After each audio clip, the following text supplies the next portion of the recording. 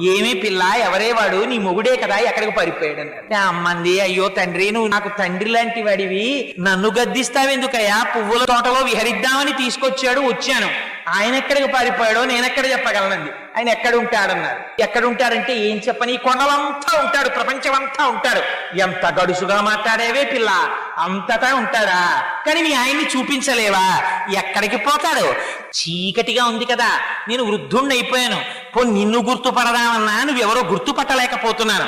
అందుకని నిన్ను ఈ సంపంగి చెట్టు కట్టేస్తానని మొలకున్న ఉత్తరీయం తీసి ఉత్తరీయం వేసి కట్టేశారు. ఆయన కట్టేస్తే పాపం తల్లి రాత్రంతా సంపంగి చెట్టుకి కట్టుబడిపోయి ఉండిపోయిందండి.